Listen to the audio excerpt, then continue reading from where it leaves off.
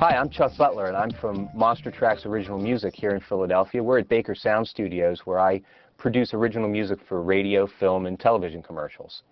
And this is my Fingerworks iGesture number pad that I use to control my Macintosh. The software that I use is running on a Macintosh, and this is Digital Performer. And this program allows me to record and edit audio and record and edit MIDI information, which allows me to control synthesizers and create music productions within the computer.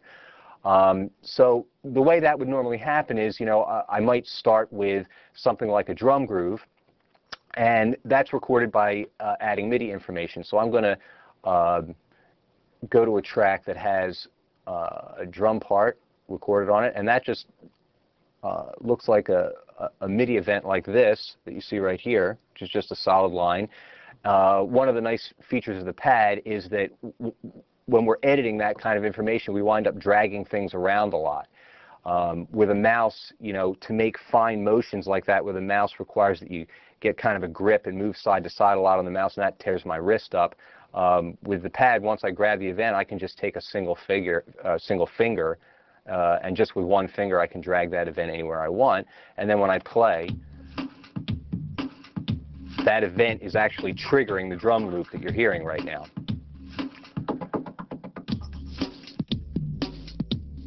With a mouse, you can only drag so far before you run out of room and have to start over again with where you're dragging. And with the pad, I can just go on and on forever, and not have to worry about starting over again with my drag.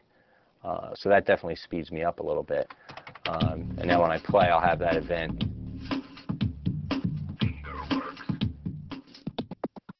Other things that we do in audio, obviously, are we have the ability to mix the different levels of things. So, for example, the loop that I've been playing, that we've been listening to, if I play back that loop, that's coming up on a channel over here, and you can see the meters jumping up and down. And I can grab that fader and drag that to any level that I want.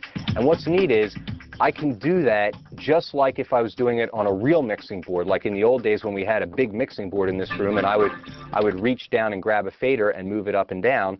Now I can literally do that just the way I did it with my hardware mixing console. And this is something that's very, very difficult with a mouse, because you're not moving left to right, you're actually moving up and down.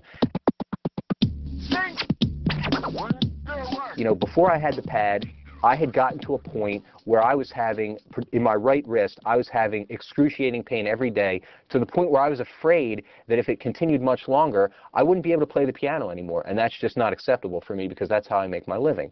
And so that was the big motivation for me, to figure out some way to control this computer and do my computer work and not destroy my piano playing career.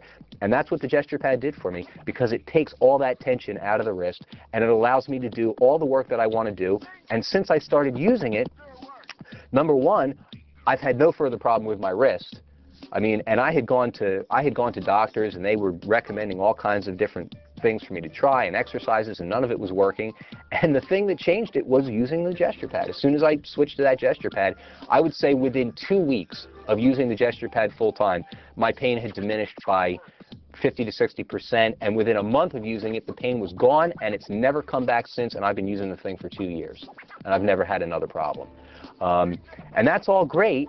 And when you add on top of that the fact that you've got all these other advantages, particularly that I've discovered doing the audio work that I do, with all these other advantages, it just makes the pad a no-brainer for me. It's a complete no-brainer.